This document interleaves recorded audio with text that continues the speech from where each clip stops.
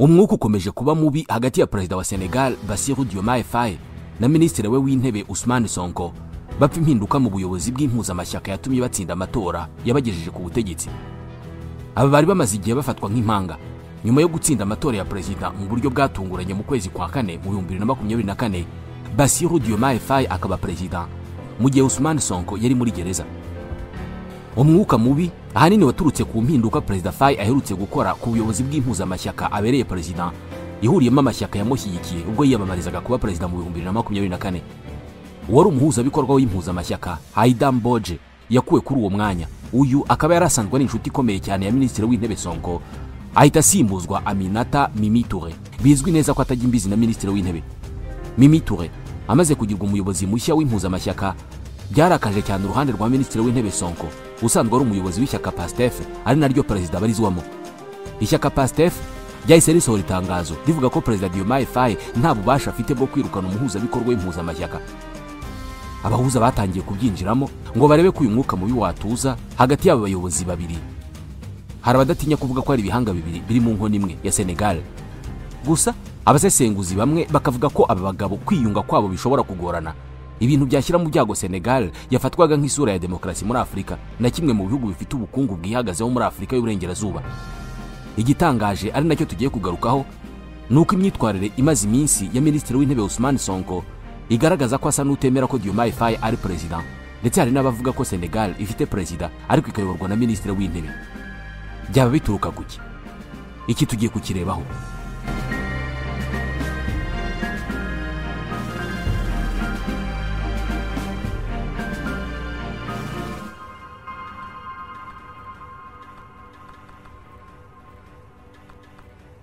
Senegal ni igihugu kiri mu burengerazuba bwa Afurika.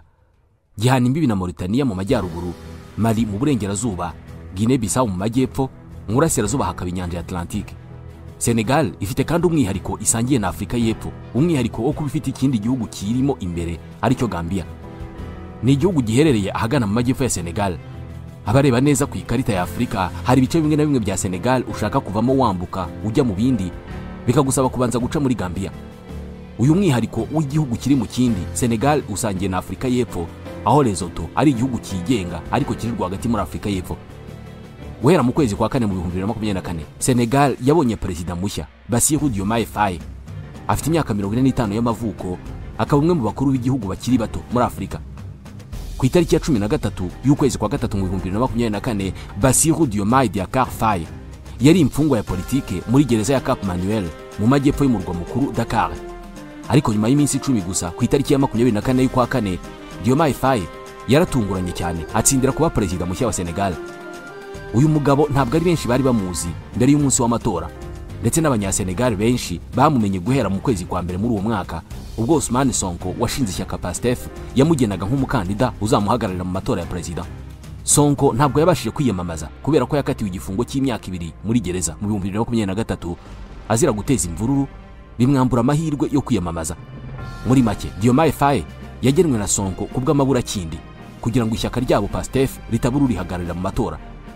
Uyu Sonko w'imyaka 50 ni nawe waruzwi cyane muri Senegal nk'utavuga rumwe na leta, dore ko yaje no ku mwanya wa kabiri mu matora ya perezida yabaye mu 2019. Benshi bahamya ko Faye watorewe kuyobora Senegal yazamukiye munsi y'ukuboko kwa Sonko, dore ko banafatanyije gushinga ishyaka PASTEF mu 2014, ariko Sonko agasa nk'ahari uriyihariye. Faye kandi avugaho kwiyoroshya cyane haba mu mvugo no mu mikorere bitandukanye na Sonko udaca ku ruhande. Yagiye yumvikanisha kenshi ko Senegal imeze nk'iri mu bukoroni. Muri make, amatwara ya Sonko na Diomaye Faye na mbere yo kujya ku butegetsi yasaga nahabanye cyane. Ibyavuye mu matora icyo gihe byatangajwe kuri televiziyo bihita byerekana ko Faye yatsinze amatora ku bwiganze bw'amajwi. Ibi byatumye abantu basabwa n'ibyishimo mu murwa mukuru Dakar. Mu mihanda urubyiruko rwari rurimo rubyina, ruririmba, ruzunguza ibendera rya Senegal, ari nako ruvuza amaho n'imodoka. Mu cyaro cya Ndiaganiao aho Faye avuka mu burengerazuba bwa Senegal, abahatuye bamwe bagaragaye buri umwe ashimira undi nk'ahari uburyo bwo kugaragaza ko iyi ari intsinzi y'abatuye aho bose. Faye na Sonko bazamukiye mu bibazo bya politike byari byugarije Senegal igihe amatora y'umukuru w'igihugu yabaga mu 2024. Iki gihe Macky Sall wari perezida yarasoje manda ze 2 yemererwa n'amategeko. Biteganyijwe ko agomba kuvaho hakajyaho undi perezida. Icyakora siko benshi mu ishyaka rye babishakaga. ishyaka rye Alliance pour la République APR ryashakaga ko yahindura itegeko nshinga akongera kwiyamamaza, ariko arabyanga. Impamvu abo mu ishyaka bangaga ko ava ku butegetsi nuko babibonaga neza ko nta wundi mukandida bafite wazahangana n'abatavuga rumwe n'ubutegetsi ngo batsinde, kandi hari yashize iminsi hari imyigaragambyo y'urubyiruko rwagaragazaga ko rukeneye impinduka kubera ko igihugu cyabo bagifata nk'icyabaye akarima k'Ubufaransa. Ibi nibyo Faye na Sonko biyamamazaga bizeza abaturage ko umunsi batowe nta munyamahanga uzongera gutegeka uko Senegal iyoborwa. Byarangiye rero Diomaye Faye, umwana wo mu cyaro cya kure muri Senegal, ari utorewe kuyobora iki gihugu kiri mu byihagazeho muri Afurika y'Uburengerazuba. Faye yavutse mu 1980, avukira mu burengerazuba bwa Senegal. Nubwo ari umuyisilamu, yize amashuri abanza n'ayisumbuye mu ishuri ry'abagatolika riherereye mu gace yavukiyemo. Yakomereje muri Lycée Demba Diop, aho yakuye impamyabumenyi y'icyiciro cya mbere cya kaminuza mu mwaka w'2000. Akomereza amasomo muri kaminuza Cheikh Anta Diop de Dakar, ahakura maîtrise mu bijyanye n'amategeko. Mu mwaka w'2004, Diomaye Faye yinjiye mu bakozi b'ikigo cy'igihugu gishinzwe imisoro, ari naho yahuriye na Ousmane Sonko wari umubereye umuyobozi mu ishami bakoragamo. Ishyaka PASTEF rimaze gushingwa mu mwaka w'2014, Diomaye Faye yahise yiyambazwa n'inshuti ye Sonko ngo amufashe kuriha umurongo w'itekerezo. Yaje no kuribera umunyamabanga mukuru, ari nacyo Sonko yahereyeho amugena ngo amusimbure ku rupapuro rw'itora. Hejuru ya politike, urubuga rwa Diomaye Faye rumugaragaza nk'umuntu ukunda ibijyanye n'ubuhinzi, cyane cyane ubuhinzi bw'imbuto z'amapapayi. Iyo habaye konje cyangwa se ari mu mpera z'icyumweru, igihe cye kinini akimara ari mu mirimo y'ubuhinzi mu cyaro. Ku itariki ya 3 y'ukwezi kwa 5 mu 2023, Diomaye Faye yatawe muri yombi azira kunenga ibyemezo by'inzego z'ubutabera.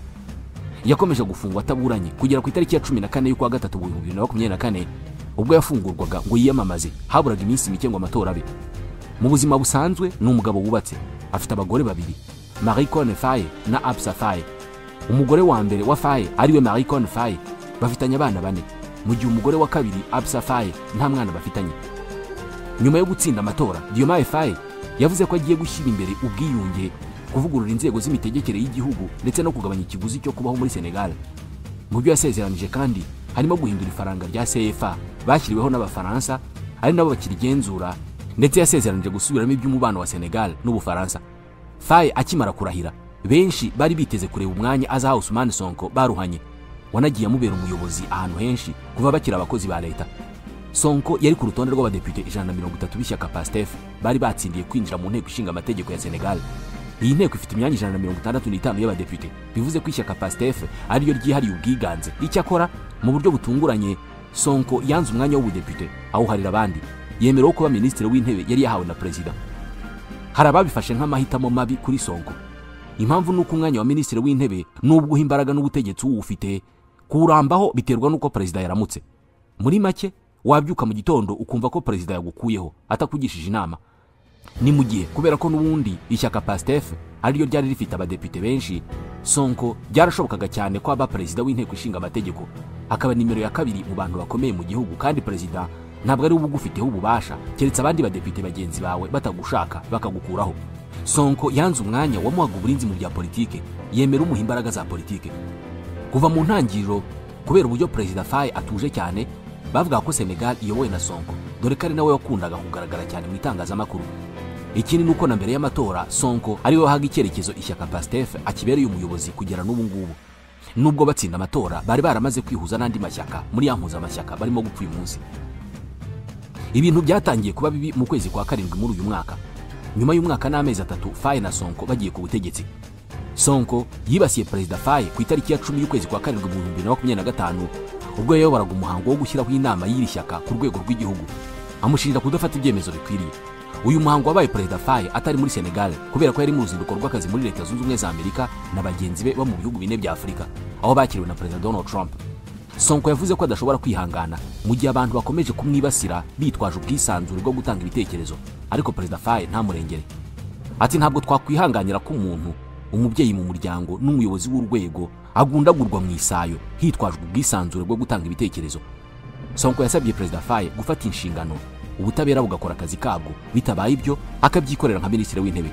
Ati ndasaba perezida Bassirou Diomaye Faye gufata inshingano, bitaba ibyo nkabyikorera. Yavuze kandi ko nubwo perezida Faye atarimo kumurengera, wazaguma mu nshingano ze kubera ko afite umushinga afitiye igihugu utararangira. Ati ntabwo nzegura rwose, ntaho nzajya. Muri iki gihe Sonko yivumburaga hari uruhuri rw'abantu basabaga ko yegura kubera ko ngo yasubije inyuma Senegal aho gukora ibyo perezida yemereye abaturage. Mu byo abanyasenegal bashinja Sonko harimo gushyira ubukungu bw'igihugu mu kaga, asubiza inyuma ishoramari ritanga akazi, gukomeza gufata amadeni aremerera igihugu, kwikiza abatavuga rumwe n'ishyaka PASTEF n'ibindi. Mwibuke ahangaha bashinja ishyaka PASTEF kubera ko Sonko niwe ukiriyoboye nubwo Faye ari perezida w'igihugu.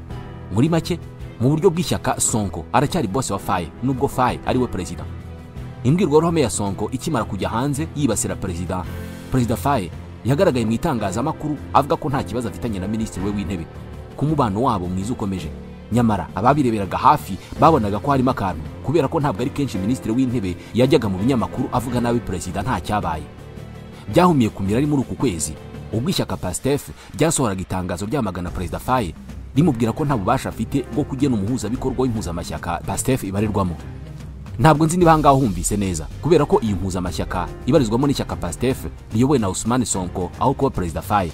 Ni ukuvuga ko niyo batumije abayobozi b'amashyaka agize iyo mpuzamashyaka hagenda Sonko, ntabwo hagenda perezida Faye kubera ko we ni umunyamuryango usanzwe w'ishyaka PASTEF, ntabwo ari umuyobozi waryo.